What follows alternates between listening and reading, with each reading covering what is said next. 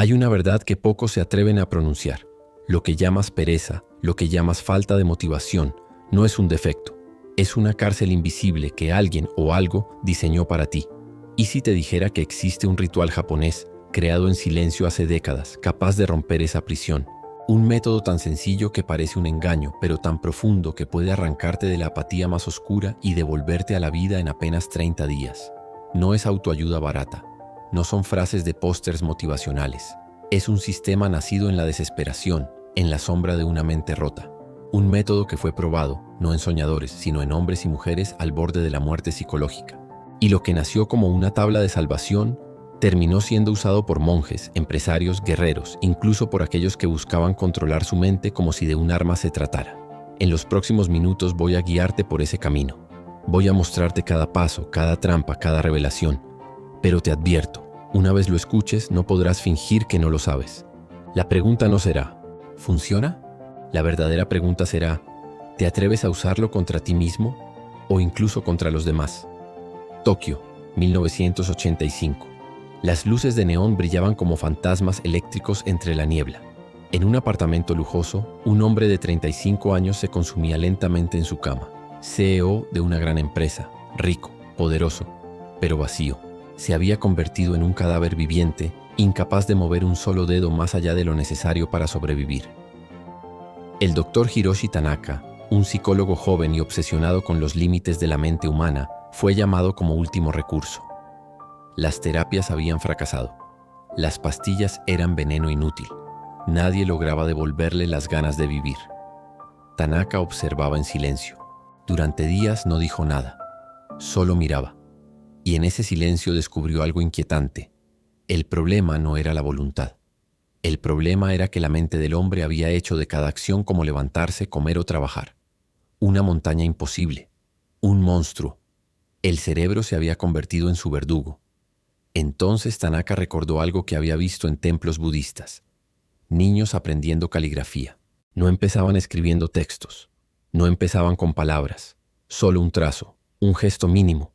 Un movimiento tan simple que ni el miedo ni la resistencia podían detenerlo. Y lo comprendió. El camino no era enfrentar al monstruo, sino engañarlo. El Kaizen psicológico nació aquí, en un apartamento oscuro donde un cadáver viviente descubrió que un gesto mínimo podía ser más poderoso que cualquier fármaco. Porque lo que Tanaka entendió es esto: la mente teme lo grande, pero no puede resistirse a lo diminuto. Y si logras abrir una grieta, aunque sea microscópica, en la prisión de tu propia mente, tarde o temprano la celda entera se derrumba.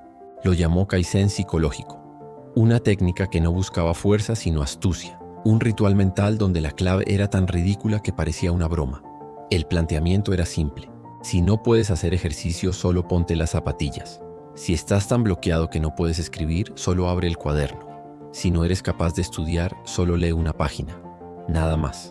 El cerebro, incapaz de detectar la amenaza, permitía la acción, y una vez realizada, el resto del cuerpo seguía. Era como invocar una entidad oscura con un susurro, pequeño, imperceptible, pero una vez abierto el portal, no podía cerrarlo. El paciente, aquel cadáver viviente, empezó un ritual, un paso al día, tan ridículo que parecía inútil, pero en menos de un mes, resucitó, recuperó su vida, recuperó su imperio, y juró que nunca volvió a sentir pereza. Pero Tanaka no se detuvo. Reunió a 200 voluntarios, vagos crónicos, depresivos, adictos a las excusas. Y lo que ocurrió fue tan perturbador que algunos hablaron de milagro. En tan solo un mes los resultados fueron sorprendentes. Una mujer con obesidad mórbida perdió 30 kilos. Un hombre arruinado recuperó su empleo y ordenó su vida financiera, e incluso un estudiante mediocre se convirtió en el primero de su clase. Y todo esto gracias a microacciones tan insignificantes que parecían ridículas, y sin embargo transformaban su identidad. El Kaizen psicológico no era motivación, era reprogramación cerebral, un método que usado con disciplina podía remodelar la mente como arcilla. Y aquí está lo inquietante: si podías usarlo para salvarte, también podías usarlo para manipular, para sembrar hábitos en otros, para convertirlos en obedientes sin que se dieran cuenta. La misma llave que abría tu celda podía cerrar la de los demás. Pero, ¿por qué funciona algo tan absurdo como ponerse unas zapatillas sin salir a correr? La respuesta está en la neuroplasticidad, el poder del cerebro para esculpirse a sí mismo. Cada microacción es un golpe de cincel en tu mente. Al inicio apenas una grieta, con repetición un surco, con constancia una autopista inquebrantable. Pero lo que Tanaka descubrió después rozaba lo esotérico. Al aplicar el método en monjes budistas, introdujo un patrón de respiración. Inhalar 4 segundos, sostener 4 segundos, exhalar 6 segundos. Una secuencia tan precisa que parecía un conjuro. El resultado: los monjes entraban en estados de trance, de flujo absoluto. El tiempo se disolvía. La productividad era implacable. Lo llamaron microkaizen respiratorio. Y lo más perturbador: incluso pacientes con depresión severa, TDAH o ansiedad experimentaron mejoras que la medicina tradicional nunca había logrado. Era como si el Kaizen no solo actuara en la mente, sino que despertara una fuerza ancestral que había estado dormida en el cuerpo humano. Un ingeniero al borde del suicidio fue uno de sus casos más famosos. En 3 semanas pasó de perder su empleo a liderar su equipo. Decía que cada microacción era como encender velas en una cueva oscura. Primero una chispa, luego una llama, luego un fuego imposible de apagar. Aquí es donde la ciencia se vuelve ritual. Lo que parecía un truco psicológico rozaba ya lo místico, porque lo que Tanaka había creado no era un método, era un culto. Si has llegado hasta aquí, es momento de aplicarlo. Pero recuerda, este no es un consejo motivacional, es un pacto. El protocolo del Kaizen psicológico consiste en 4 pasos. 1. Identifica tu prisión, esa área donde la pereza te ha arrancado años de vida, el libro que nunca escribiste, el cuerpo que dejaste deteriorarse, los proyectos que enterraste. 2. Elige la microacción, tan ridícula que no puedas fallar. Si eliges correr, solo ponte las zapatillas. Si eliges escribir, solo enciende el ordenador. Si eliges sanar, solo da un paso fuera de tu cama. 3. Respira el patrón. 4 segundos de inhalación, 4 segundos de retención y 6 segundos de exhalación. Hazlo 3 veces como si invocaras algo más allá de ti mismo. 4. Ancla la emoción. Cuando termines, aunque sea lo mínimo, detente. Siente el orgullo, aunque sea diminuto. Ese sentimiento es tu talismán, tu llave. Hazlo 30 días, sin romper el ciclo. Y lo que era imposible se volverá inevitable. Pero hay una advertencia. No intentes acelerar. No arranques la semilla de la tierra para comprobar si ya creció. El Kaizen es un ritual de paciencia.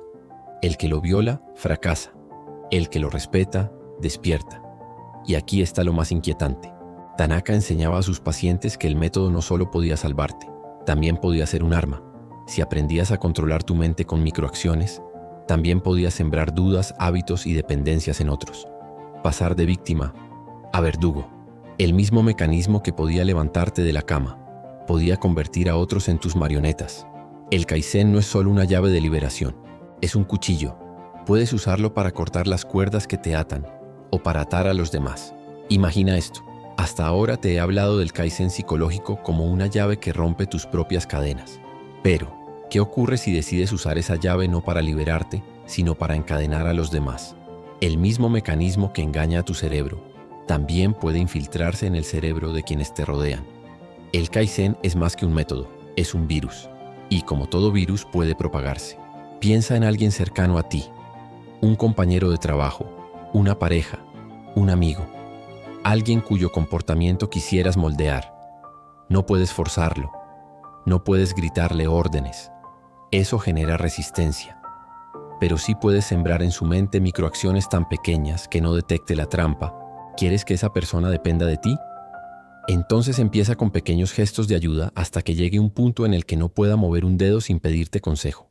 En cambio, si quieres que esa persona haga siempre lo que le pides, entonces rógale que haga pequeñas tareas tan insignificantes que no podrá negarse a hacerlas. E incluso puedes hacer que otra persona llegue a la conclusión que tú quieres si le planteas pequeñas preguntas que la lleven a pensar justo aquello que tú mismo piensas. El secreto está en lo mismo que usas contra ti.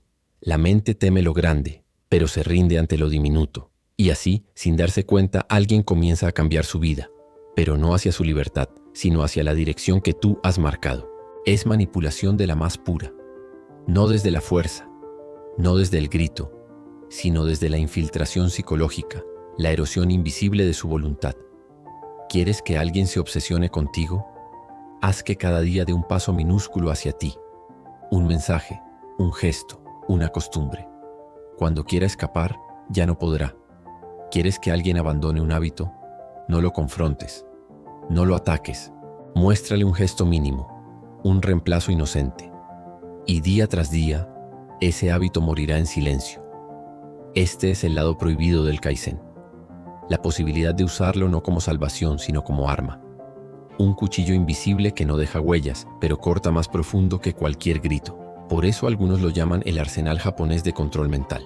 Porque si aprendes a dominarlo en ti, tarde o temprano, tendrás el poder de sembrarlo en otros. Y en ese momento dejarás de ser víctima. Serás el arquitecto de las cadenas de los demás. Pero cuidado, quien manipula con Kaizen también corre el riesgo de ser manipulado. Porque una vez que conoces la técnica, el juego nunca termina. Siempre habrá alguien dispuesto a usarla contra ti. El Kaizen no distingue entre salvación o destrucción, solo obedece al amo que lo invoca. Porque el Kaizen psicológico no es motivación, es un virus mental, una infección positiva que una vez que entra en tu cerebro lo reconfigura todo. Hoy puedes seguir encadenado a tu cama, a tu sofá, a tus excusas, o puedes dar un paso tan pequeño que parece nada, pero que será el inicio de tu resurrección. Y ahora te exijo algo. Escribe en los comentarios qué microacción vas a iniciar hoy. No lo pido por mí, lo pido porque cada palabra que dejes escrita será una declaración, una cicatriz en tu vieja identidad. Será el sello de tu compromiso. La oscuridad siempre estará contigo.